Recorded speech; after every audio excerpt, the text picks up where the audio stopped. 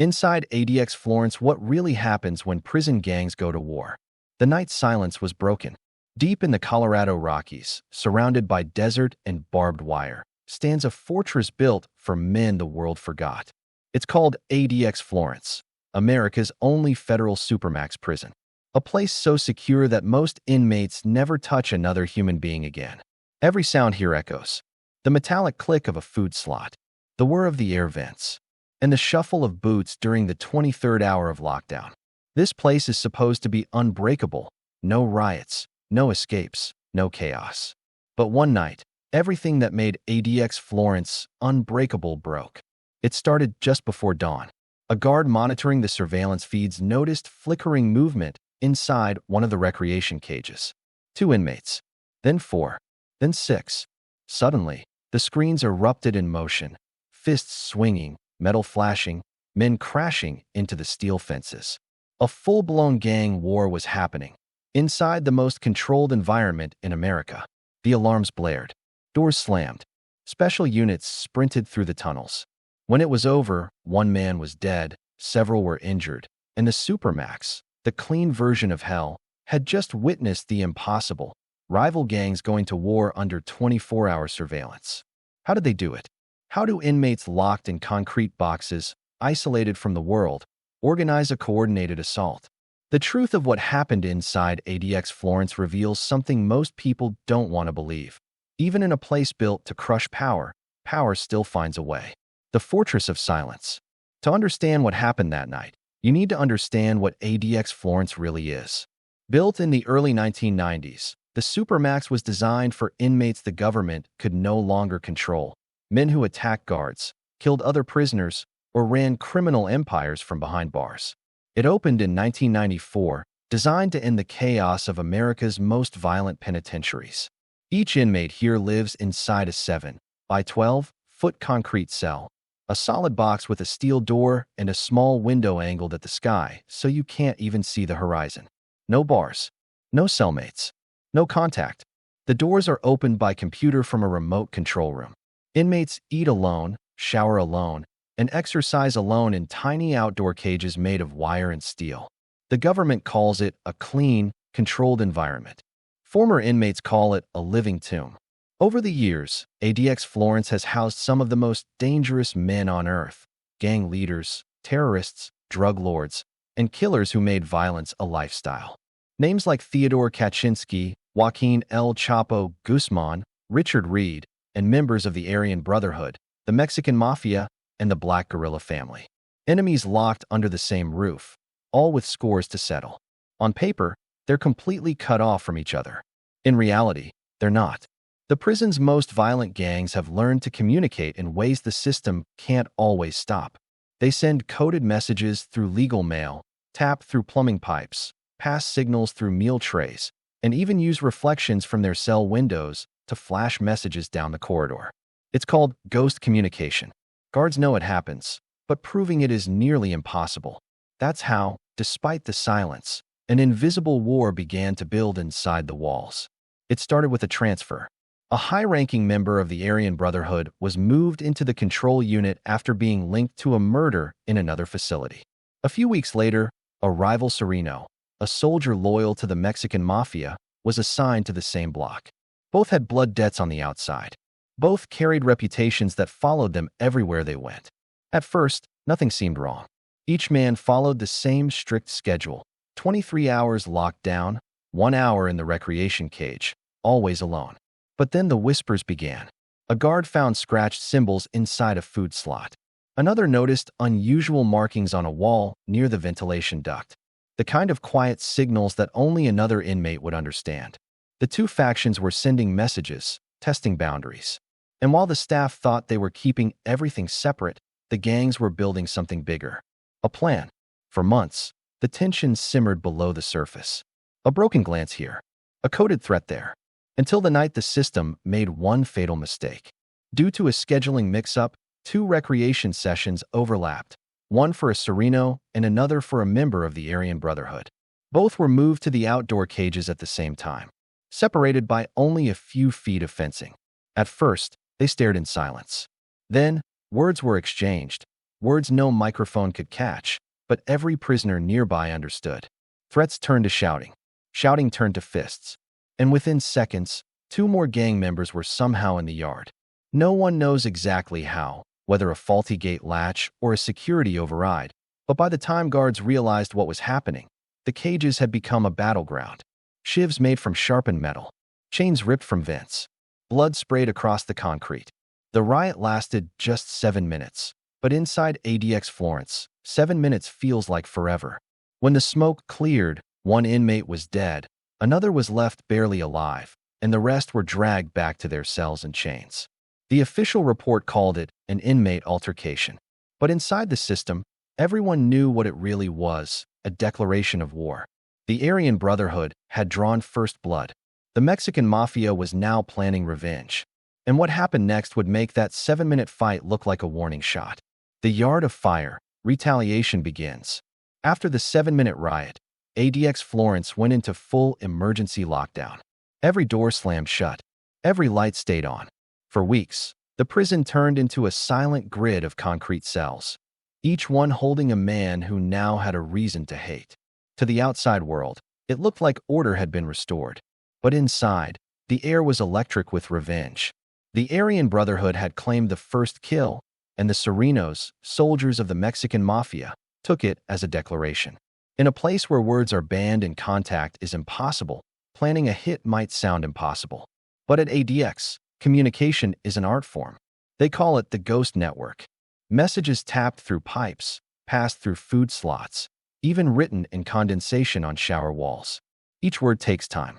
Each signal carries risk. But for these men, patience is just another weapon. Days turn into weeks.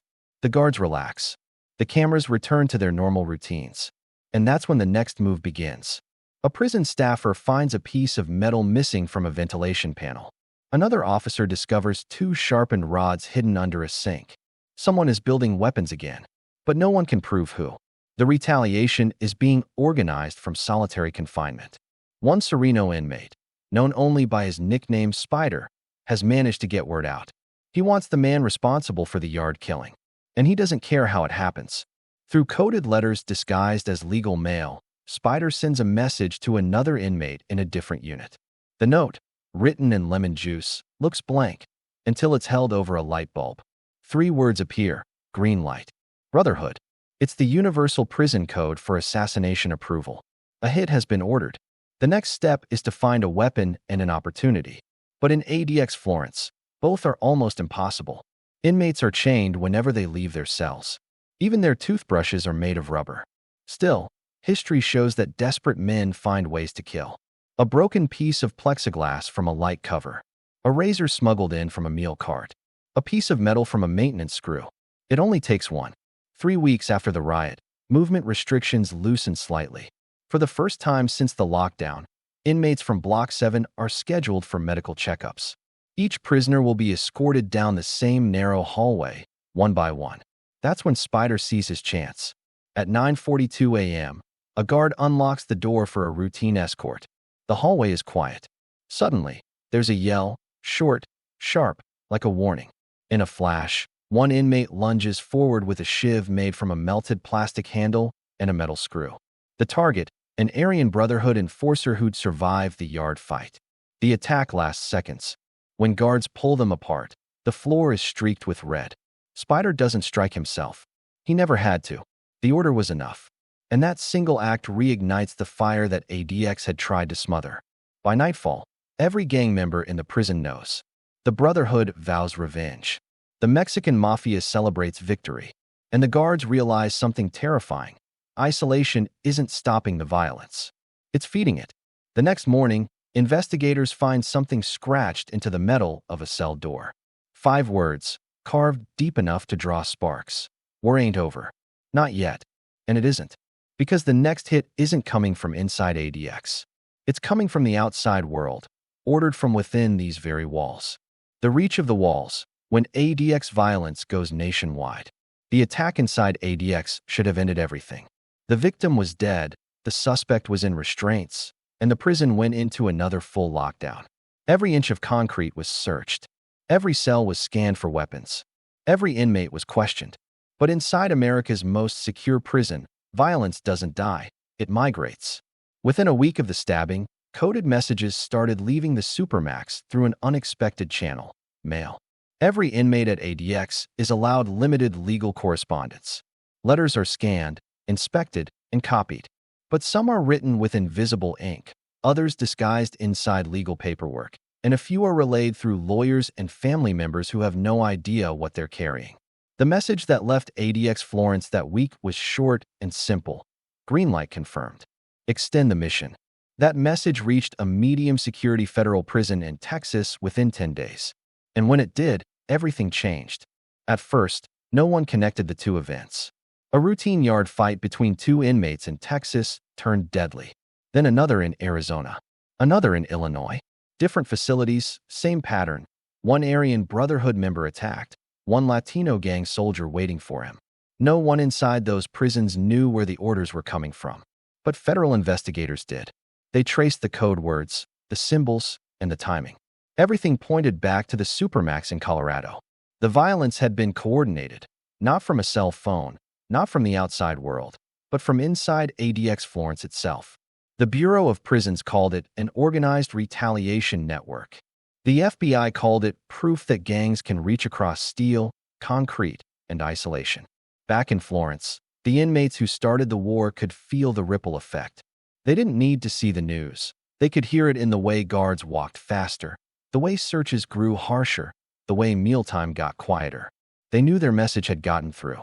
Meanwhile, inside the administrative wing, investigators found something chilling. Hidden under one inmate's bunk, carved deep into the concrete floor, was a map, a series of initials and numbers. Each one corresponded to a federal prison in a different state. Next to each name, a single mark. 5 prisons, 5 marks. And at the bottom, Phase 2, complete. It was proof that the gang war inside ADX had evolved into a nationwide operation. For the men in charge, it wasn't about surviving anymore. It was about control. Control of respect. Control of power. Control of fear. The Supermax had been designed to isolate, but now it was amplifying the influence of its most dangerous inmates. From their cells, they were commanding armies across the entire federal system. Officials realized the truth too late. Locking up a leader doesn't kill his power, it concentrates it. And by cutting these men off from the world, ADX had given them something more powerful than freedom: focus. But inside Florence, not everyone was following orders. A small group of inmates, older, serving life sentences, tired of endless blood, wanted the war to stop. One of them, a former gang member turned informant, sent a warning to his handler on the outside. The message was clear: it's not over. They're planning something big. Inside, when the note reached federal agents, they didn't know it yet, but that warning was the first clue of what would become the largest internal security breach in ADX history. Because while the country was watching the violence outside, the gangs inside Florence were preparing for Phase 3. And this time, the target wasn't another inmate. It was someone in uniform. The inside job. By the time federal agents uncovered the coded map hidden under an inmate's bunk, the war inside ADX Florence had already reached a boiling point. Phase 1 was the yard. Phase 2 was retaliation across the prison system. Now, Phase 3 was being whispered through the vents, and it was unlike anything the staff had seen before.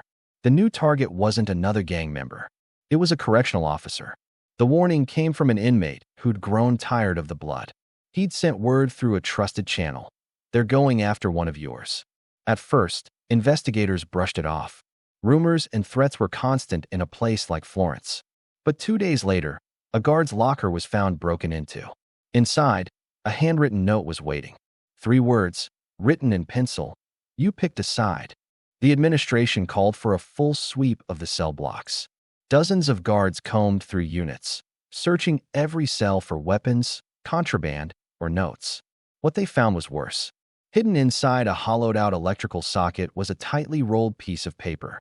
On it was a detailed schedule, shift times, names, and movement routes of specific officers. Someone inside had been watching, tracking, planning. How could inmates locked alone 23 hours a day possibly know that level of detail? The answer stunned everyone. Inside help. One of the civilian maintenance contractors working in the prison had been bribed. He was being paid by relatives of an inmate on the outside. In exchange, he'd smuggle tiny notes, called kites, between cells during his rounds. He thought they were harmless. But those messages were part of Phase 3. The plan was brutal but simple.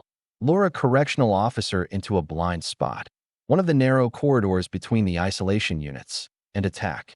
It would be fast, symbolic, and send a message. If you stand with them, you're fair game. On a gray Thursday morning, the first attempt came. A guard named Martin Reyes was doing his rounds in cell block C. He'd been at ADX for 7 years, calm, professional, respected. As he passed one of the cells, an inmate called out, pretending to be sick. Reyes opened the food slot to check. In an instant, a sharpened toothbrush shot out, slicing across his arm. Blood spilled on the concrete. The attack was over in seconds. The inmate was subdued, and Reyes survived. But the message was clear. The gangs had drawn new lines. No one wearing a uniform was off limits anymore. That night, the entire facility went into code red lockdown. Federal agents flooded in. They questioned staff, reviewed surveillance footage, and checked every inch of wiring and ventilation for hidden messages. Every piece of contraband was logged. Every scrap of paper examined. But still, the communication continued. A single light blinking in a window. A tap pattern echoing through the plumbing. Even under total surveillance, the messages found their way through. By the end of that month, 3 more staff members had been threatened. One officer found his name carved into the edge of a table in the mess hall. Another received a letter at home, no return address, with only 2 words inside. We remember. It was now undeniable. The war inside ADX wasn't just between gangs anymore. It was between the inmates and the institution itself. The Bureau of Prisons launched an internal operation called Silent Eagle, designed to dismantle the ghost network. New sensors were installed. Mailrooms tripled their inspections. Staff rotations changed daily. But deep inside the cells, the leaders of both gangs were already planning the next phase, one that would test the limits of the Supermax itself. Because if they couldn't control ADX from within, they'd find a way to control it from the outside. The outside connection, when the Supermax walls stopped working. For years, officials believed ADX Florence was unbreakable, a place where communication died and violence ended. But after Phase 3, it became clear the gangs inside weren't just surviving the Supermax, they were adapting to it. And now, they were reaching beyond it. It started small. A single phone call traced to a payphone in El Paso, Texas. A voice, calm and deliberate, gave instructions for a wire transfer to a woman in Denver.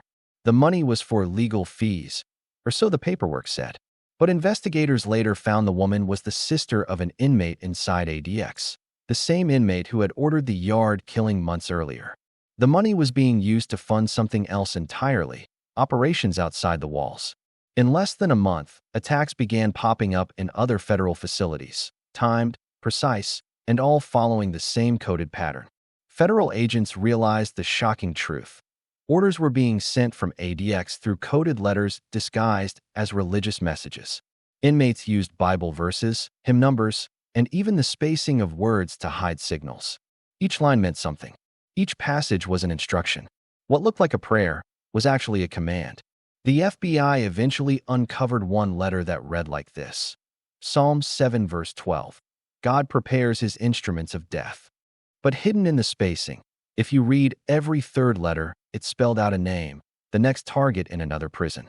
Forensic analysts found more. More verses. More names. More proof that ADX Florence's walls were no longer working. Meanwhile, back in Florence, the gang leaders were communicating through an even older system. Lawyers. Some attorneys, without realizing it, were being used as couriers, carrying coded notes between clients in different prisons. What they thought were legal statements were actually blueprints for organized violence. Federal investigators launched an undercover operation called Iron Silence, a joint effort between the FBI and the Bureau of Prisons. Their mission: cut off every possible line of communication from ADX to the outside. No more unsupervised phone calls. No direct mail. No shared law library. They even installed advanced scanning software to detect secret writing. For a while, it worked. The violence slowed. The prisons quieted. But inside the concrete walls of Florence, the silence was only temporary. One day, an envelope arrived at the warden's office. No return address. No markings. Inside was a small, folded photo, an aerial shot of the ADX compound itself, taken from a drone. Across the bottom, scrawled in red ink, were just 2 words, "Still watching." The message sent shockwaves through the Bureau of Prisons. How could an inmate locked in a windowless cell 23 hours a day orchestrate something like that? The truth was chilling. The gangs were no longer just reacting. They were building networks. Family members, former inmates, sympathizers on the outside, each one a small piece in a much bigger picture. ADX Florence had been designed to isolate the most dangerous men in America, but by pushing them so far apart, the system had created something worse. Leaders who learned to command from the shadows. Agents knew they had to act fast. A new plan was drawn up: relocate the key gang leaders from ADX to separate high-security prisons across the country. Divide them. Disrupt them. Dismantle the chain of command. But there was one problem. Someone inside ADX already knew. And before the transfers could happen, something inside the prison was about to explode. The breakpoint, when ADX faces the unthinkable. By late 2018, the tension inside ADX Florence had reached a level no one had ever seen before. Every corridor echoed with suspicion. Every door opened a little slower. Every officer walked the tier, knowing that the next second could be their last. The Bureau of Prisons thought the transfers would stop the violence. They were wrong.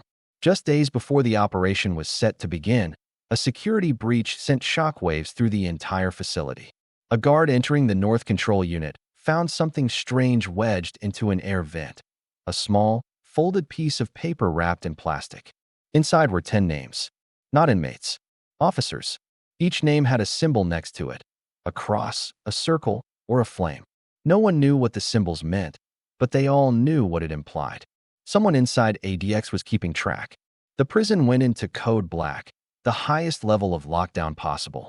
Every movement stopped. Every cell checked. Even staff were temporarily detained inside the building until investigators finished the sweep. For 2 days, Florence went dark. No mail. No calls. No air circulation except the minimum. It was supposed to be a total reset. But then, something happened that no one could explain. At 2:47 a.m., alarms began to blare across the facility. Multiple cell doors in Unit Delta had somehow unlocked at the same time. Not open, but unlatched, just enough to trigger the system. Security rushed in, expecting an escape attempt. Instead, they found nothing. Just silence, flickering lights, and a faint smell of burning plastic. In the corner of one cell, an inmate was sitting perfectly still, staring at a small square cut into the concrete. When officers pulled him away, they realized it wasn't just a random hole. It was part of a larger pattern, a tunnel no bigger than a fist, connecting multiple cells through the plumbing and ventilation system. It wasn't meant for escape. It was meant for communication. The inmates had literally carved a network through the concrete, tapping, passing, and sending signals through the very bones of the Supermax itself. It was a secret system, built over months, hidden under paint, behind vents, beneath metal plates. They called it the wire. Through the wire, the gang leaders had coordinated every move, every retaliation, every coded letter. They'd built a communication line that bypassed every microphone, every camera, every guard. And now, that system had been discovered, just days before the inmate transfers were supposed to begin. As the investigation unfolded, the truth came out. The wire connected over a dozen cells, cutting across racial lines, gang divisions, and even different units. The violence that once divided the inmates had now united them against a common enemy, the institution itself.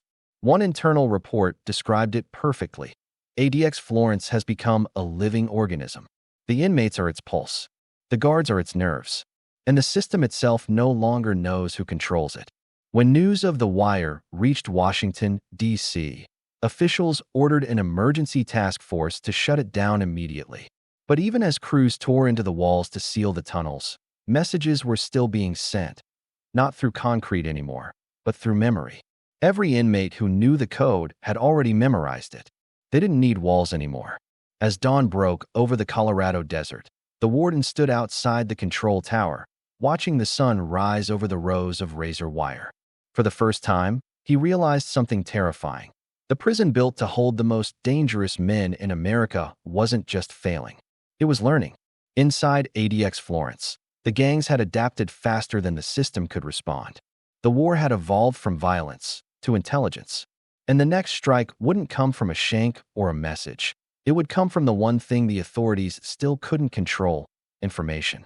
Because deep inside cell 213, the man who started it all, the one who ordered the first yard attack, was quietly preparing to leak the truth about what really happens inside ADX Florence to the outside world. The leak, when the secrets of ADX go public. By early 2019, ADX Florence was under more surveillance than ever before. Dozens of federal agents rotated through the facility. Walls were resealed, tunnels patched, and mail systems tightened. But for all their efforts, the one thing they couldn't contain was what the inmates already knew. And inside cell 213 sat the man who knew the most. His name had never appeared in the news. He wasn't famous. He wasn't a cartel boss or a terrorist. He was the link between every phase of the war, the spark that had lit the fire. He'd spent years inside those walls, watching the system evolve, learning its blind spots, memorizing its rhythms. And now, he had a plan that no one saw coming. It started with a legal visit. A public defender assigned to check on inmate welfare. Routine. Harmless. Except this time, the inmate slipped a folded piece of paper into the lawyer's stack of files. Small, torn from a Bible, almost invisible. No one caught it in the search. That piece of paper made its way out of ADX Florence and into the hands of a journalist in Denver 3 days later. And when the journalist opened it, what he read changed everything. It wasn't a threat. It wasn't a confession. It was a blueprint, a detailed explanation of how the gangs had built the wire, how messages had escaped, how weapons were made, and how the violence had been coordinated from within solitary confinement. It even included notes about which parts of the building were blind spots, how to bypass metal detectors, and which systems glitched when used at the same time. It was proof, undeniable proof, that the Supermax's isolation system was not impenetrable. Within weeks, leaked details began surfacing online. Anonymous posts, coded files, whispers in underground forums claiming to have the ADX plans. The FBI and the Bureau of Prisons moved fast, locking down every trace. But it was too late. The story had already escaped the walls. News outlets picked up pieces of the leak, connecting dots between past incidents: the yard killing, the nationwide retaliation, the officer attacks, and the mysterious communication network. For the first time, the public saw the full picture: the hidden war inside America's most secure prison. The official response was swift and sterile. The situation at ADX Florence is under control. But inside the concrete walls, every inmate knew that wasn't true. Control had never really existed there, only containment. And even that was fading.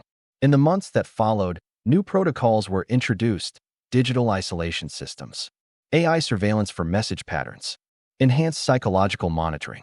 They said it would stop the next war before it started. But still, at night, guards reported hearing faint tapping sounds echoing through the pipes. Rhythms too precise to be random, too familiar to be ignored. To this day, no one knows who leaked the final documents or where they came from. The inmate from cell 213 was quietly transferred out of ADX, his location unknown. Some say he was silenced. Others believe he's still alive, hidden deep in the federal system, still sending messages the same way he always did through the walls. And as for ADX Florence, the world still calls it the Alcatraz of the Rockies. But to those who've been inside, it's something else entirely. A living reminder that power doesn't die in isolation, it adapts to it. Because when prison gangs go to war, even the strongest walls in America can't hold back what they've already built: fear, loyalty, and silence. And that's the real story, the untold truth of ADX Florence. What really happens when prison gangs go to war? If you made it this far, you're part of the few who know what really happens behind those walls. Hit that like button if this story shook you. Smash subscribe so you don't miss the next chapter of America's hidden wars, and tell us in the comments. If isolation can't stop violence, what can?